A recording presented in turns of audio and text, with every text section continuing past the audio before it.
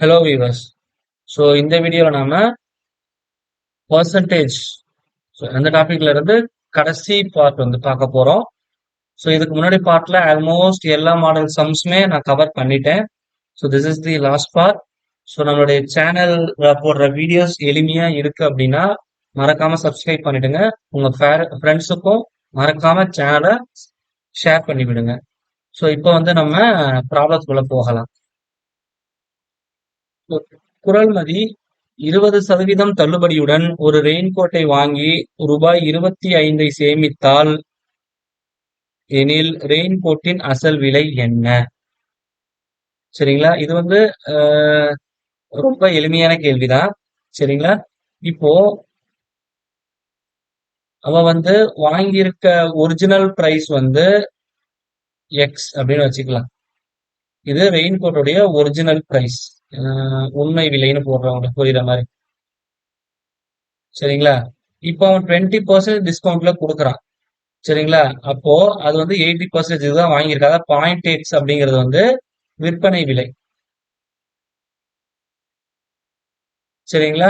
அப்போ இது ரெண்டுத்துக்குள்ள வித்தியாசம் தான் அந்த பொண்ணு சேவ் பண்ண அமௌண்ட்டா இருக்கும். அதாவது X minus point X which is equal to 25. சரிங்களா? அப்போ 0.2x which is equal to எனக்கு என்ன கிடைக்கும்? 25 அப்படின்னு கிடைக்கும். அப்போ என்ன பண்ற, ரெண்டு பக்கமும் 10ஆல மல்டிப்ளை பண்ணிட்டா 2x which is equal to 250, x is equal to 125 கிடைக்கும். அப்போ கோட்டோட ஒரிஜினல் விலை வந்து எவ்வளவு அப்படின்னு சொல்லி பார்த்தோம் அப்படின்னா 125. சரிங்களா? That is the answer. இப்ப அடுத்தது நம்ம பார்ப்போம். ஒரு நகரத்தின் மக்கள் தொகை ஆண்டுக்கு 6% அதிகரிக்கிறது. 2018ஆம் ஆண்டு மக்கள் தொகை 2,38,765 இருந்தது எனில் 2016ஆம் ஆண்டு மக்கள் தொகையை காண்க. இதுதான் வந்து என்னுடைய கொஸ்டின். ஸோ இது வந்து எளிமையான கொஸ்டின் தான். இந்த மாடல் நம்ம ஆல்ரெடி ப்ராப்ளம் பார்த்துருக்குறோம். சரிங்களா? இப்போ வந்து என்னன்னு பார்த்தீங்கன்னா, ஃபர்ஸ்ட் வருஷம் எனக்கு என்ன மக்கள் தொகை இருந்தது அப்படின்னு எனக்கு தெரியல. ஆனா இதுல ஒரு முக்கியமான விஷயம் வந்து பாத்தீங்கன்னா, இங்க வந்து எனக்கு கடைசி நம்பர் என்னவா இருக்கு? 5ன்னு இருக்கு. சொல்றது புரியுதுங்களா? இப்ப எனக்கு ஆப்ஷன்ல பாருங்க, இப்ப இந்த ஜீரோ ஃபர்ஸ்ட் நம்ம ஜீரோவை நல்லிஃபை பண்ணுங்க. இப்ப இங்க இருக்கிற நம்பர்ஸ் நான் பார்க்கும்போது எனக்கு என்ன ஆகும் அப்படின்னா, இங்க ஜீரோன்னு இருக்கு, இல்ல 5ன்னு இருக்கு. ஃபர்ஸ்ட் 6 வருஷத்துக்கு நான் போட்டேன்னா, எனக்கு 6% மல்டிப்ளை பண்ணா 6 இன்ட்டு 5 எவ்வளவுன்னு வரும்? 30ன்னு வரும். அகைன் இங்க 3 இருக்கு. சரிங்களா? அகைன் இதை வந்து 6% மல்டிப்ளை பண்ணக்குள்ள எனக்கு என்ன கிடைக்கும்னு சொல்லி பார்த்தோம்னா, ஆப்வியஸ்லி எனக்கு இது வந்து டிஃப்ரெண்டான நம்பரா வந்து கிடைக்கும். எவ்வளவு வரும்? 6 3 18 அப்படின்னு வரும். சரி, ஓகே. ஸோ இந்த கடைசி நம்பர் 5ஆ இருக்கும் பட்சத்தில் எனக்கு வரக்கூடிய பதில் வந்து எப்படி இருக்கும் அப்படின்னு சொல்லி பார்த்தோம்னா, ஸோ நான் ஒர்க் அவுட் பண்றேன். உங்களுக்கு அந்த ஷார்ட்கட் இப்ப நான் இந்த இடத்துல சொல்ல வந்தது உங்களுக்கு கடைசியா புரியும் நான் என்ன சொல்ல வரேன் அப்படிங்கிறது. இப்போ இங்க வந்து கொடுத்துருக்கிற வேல்யூஸை நீங்க அப்சர்வ் பண்ணீங்கன்னா தெரியும். 2,12,000, 13, 13,500, 12,500ன்னு எனக்கு 4 விதமான வேல்யூ வந்து கொடுத்துருக்காங்க. ஸோ இதை எல்லாத்துலயும் நான் மிட் பாயிண்ட் வேல்யூங்கிறது இந்த 13ங்கிறத நான் சூஸ் பண்ணிக்கிறேன். சரிங்களா? அப்போ 2,13,000 இருக்கு. சரிங்களா? அப்ப இதுல 10% அப்படிங்கிறது வந்து எதுக்கு ஈக்குவலா இருக்குன்னா 21,300. அப்போ 1% அப்படிங்கிறது எதுக்கு ஈக்குவலா இருக்குன்னா 21,30. அப்போ 5%னா இதுல பாதி. அப்ப இதுல பாதி வந்து எவ்வளவு வரும்? 10, 6, 5, 0, 10,650. இப்போ 6%ங்கிறது 21,30. 0, 8, 7, 2, 1. அப்போ ஃபர்ஸ்ட் வருஷம் இன்க்ரீஸ் ஆகிற மக்கள் தொகை 12,780. அப்போ 21 3000 கூட நான் என்ன பண்றேன்? 12,780 ஆட் பண்றேன். இப்ப என்ன கிடைக்கும் அப்படின்னா, இதுதான் வந்து என்னுடைய ஒரிஜினல் மக்கள் தொகை அடுத்த வருஷம். சரிங்களா?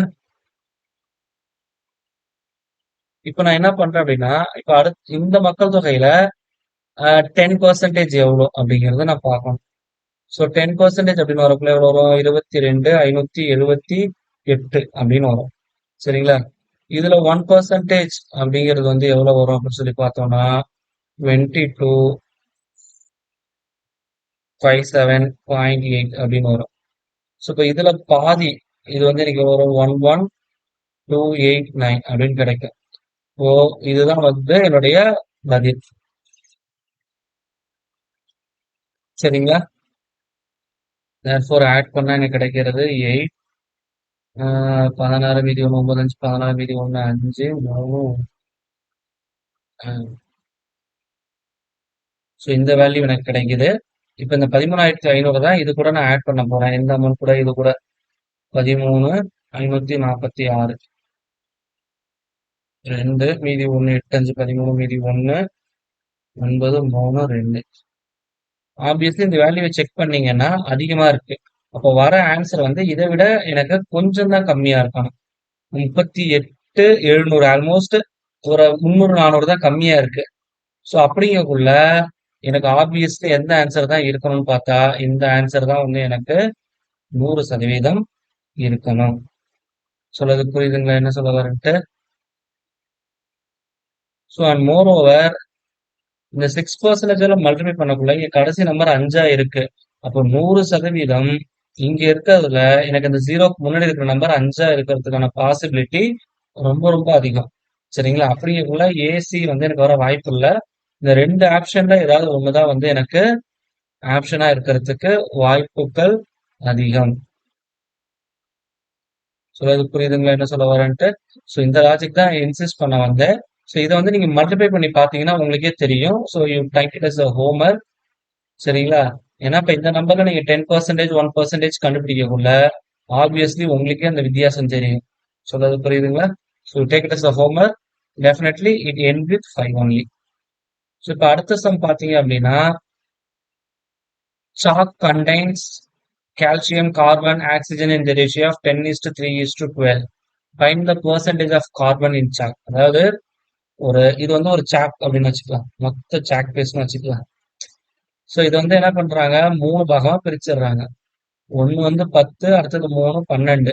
அந்த சாக்பீஸோட மொத்த பங்கு எவ்வளவுன்னு பார்த்தோம்னா 10 பிளஸ் 3 13, 13 பிளஸ் 12 25 பாகம் மொத்தம். அந்த 25 பாகத்துல கார்பன் இருக்கிறது 3 பாகம். இது வந்து எவ்வளவு பெர்சன்டேஜ்னு கேட்கலாம். சிம்பிள் 100ஆல மல்டிப்ளை பண்ணிட வேண்டியதுதான். அடிச்சோம்னா 4 3 4 12. ஆப்ஷன் பி தான் சரியான பதில். சரிங்களா?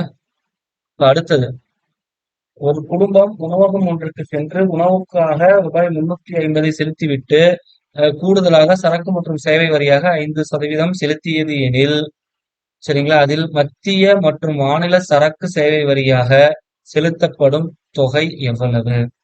இது ஒரு விஷயம் நல்லா தெரிஞ்சுக்கங்க. இப்போ மொத்தம் 5% வந்து என்ன பண்ணிருக்காங்க டாக்ஸா பே பண்ணிருக்காங்க. So central and state GST வந்து ஈக்குவலா ஸ்பிளிட் ஆகும். சரிங்களா? அப்படின்னா 2.5%, 2.5% ரெண்டுமே சேவை வரி ஈக்குவலா பிரியும். இதுதான் வந்து நமக்கு தெரிஞ்சிருக்கக்கூடிய லாஜிக். அப்போ என்னுடைய ஆன்சர்ல எது ரெண்டும் ஈக்குவலா இருக்கோ அதான் சரியான பதில். ஆப்ஷன் சி தான் சரியான பதில். அப்போ இது 2.5% கால்குலேட் பண்ணணுங்கிற நெசசிட்டி எனக்கு கிடையாது. ரெண்டுமே எது ஈக்குவலா இருக்கோ அதுதான் பதில்ட்டு நம்ம ஸ்கிப் பண்ணிட்டு போயிட்டே இருக்கலாம். ஸோ முட்டைகள் நிரம்பிய ஒரு கூடையிலிருந்து 20% முட்டைகள் உடைந்து விட்டது. 25% முட்டைகள் விருந்தினர்களுக்காக ஒதுக்கி வைக்கப்பட்டது. மீதம் இருந்த 22 முட்டைகள் குடும்ப உறுப்பினர்களால் உண்ணப்பட்டது எனில் கூடையில் இருந்த மொத்த முட்டைகளின் எண்ணிக்கை. இது தெளிவாவே கொடுத்துட்டான். 20 வேஸ்டேஜ், 25 எடுத்து வச்சுட்டாங்க. அப்ப மீதி இருக்கிறது 55% தான் இருக்கு. சரிங்களா? அப்ப 55 டிவைட் பை 100 இன்டூ எக்ஸ் இதுதான் இருக்கக்கூடிய மொத்த அதாவது ரிமைனிங் இருக்கக்கூடியது. அதுதான் இங்க 22 அப்படின்னு சொல்லியிருக்கிறாங்க. இப்ப அடிச்சோம்னா இது 2, இது அடிச்சோம்னா 5, 11 அடிச்சோம்னா இப்ப இங்க அடிச்சோம்னா 20. அப்ப எக்ஸ் இஸ் ஈக்குவல் டு மொத்தம் 40. அப்ப அதுல இருந்தது 40 முட்டை. சொல்றது புரிஞ்சுங்களா? இப்போ அடுத்தது பாருங்க. மிதிவண்டி ஒன்றை ஒரு கடைக்காரர் 4,500க்கு விற்றால் அவருக்கு 10% நட்டம் ஏற்படுகிறது. 5% லாபம் பெற வேண்டுமெனில் அவர் மிதிவண்டியை என்ன விலைக்கு விற்க வேண்டும்? சொல்றது புரியுதுங்களா? சோ இது ரொம்ப எளிமையான சம் தான். அதாவது 10% நஷ்டம் அப்படின்னா விக்கிற பிரைஸ் வந்து 90%ல விக்கிறாரு. அதான் மீனிங். 90/100 இன்டூ எக்ஸ் இதான் ஒரிஜினல் பிரைஸ். இதோடைய வேல்யூ 4,500 தான். ஒரு பூஜ்ஜியம்க்கு ஒரு பூஜ்ஜியம் கேன்சல். 9ஆல் அடிச்சோம்னா 9 45 500. அப்ப X is equal to 500 into 10 எவ்வளோ? அதோட ஒரிஜினல் விலை 5000 ரூபாய். எனக்கு 5% லாபம் வேணும்னா 5%னா எனக்கு தெரியும். 500னா எவ்வளோ? 10%. 10%னா 500. அப்ப 5%னா எனக்கு எவ்வளவு வரும்? இதுல பாதி 250, அதாவது 1/2 வரணும். சரிங்களா? அப்ப 5250க்கு வித்தாதான் அவருக்கு 5% வந்து லாபம் வரும். சொல்றது புரியுதுங்களா? சோ அடுத்த சம். ஒரு எண்ணின் மதிப்பை 30% குறைத்தால் 100 கிடைக்கிறது எனில் அந்த எண்ணை காண்க. அதாவது எக்ஸ்ங்கிறது தெரியாத நம்பர். அதை நான் 30% குறைச்சிட்டேன் அப்படின்னா 100 அப்படின்னா இந்த 100 வந்து எதுக்கு ஈக்குவலா இருக்கணும்? 70% ஆஃப் எக்ஸுக்கு ஈக்குவலா இருக்கணும். அதான் மீனிங். இப்போ எக்ஸ் இஸ் ஈக்குவல் என்ன வரும்? 100 ஸ்கொயர்னா அதோட வேல்யூ வந்து எவ்வளோ? Okay, 100 square divide by 70. அப்ப தர்ஃபர் எனக்கு என்ன கிடைக்கும்? 1000 டிவைட் பை 7 அப்படின்னு கிடைக்கும். அப்ப ஆப்ஷன் ஏ தான் சரியான பதில். இது வரைக்கும் நம்ம பார்த்த சம்ஸ் எல்லாமே வந்து ப்ரீவியஸ் இயர் டிஎன்பிஎஸ்சியில கேட்டிருந்த வெரைட்டியான ப்ராப்ளம்ஸ். ஸோ எல்லா மாடலுமே வந்து நம்ம கவர் பண்ணியாச்சு நம்மளுடைய சேனல்ல. அண்ட் மோர் ஓவர் இதுல எதுக்குமே ஒரு பர்டிகுலர் ஃபார்முலா யூஸ் பண்ணுங்கன்னு நான் எதுக்குமே சொல்லல. ஸோ முடிஞ்ச வரைக்கும் ஃபார்முலாஸை அவாய்ட் பண்ணிக்கிட்டு லாஜிக்கா எப்படி சம்ம சால்வ் பண்றதுங்கிறத மட்டும் ஃபோக்கஸ் பண்ணியிருப்போம். நீங்களும் அந்த மாதிரியே ஃபோக்கஸ் பண்ணுங்க. அப்படி ஒர்க் அவுட் பண்ணீங்கன்னா உங்களுக்கு ரொம்ப எளிமையா இருக்கும். ஸோ நம்மளுடைய வீடியோ அகைன் பிடிச்சிருந்ததுன்னா சப்ஸ்கிரைப் பண்ணிடுங்க நம்மளோட சேனலை. உங்க ஃப்ரெண்ட்ஸுக்கும் ஷேர் பண்ணுங்க. தேங்க்யூ.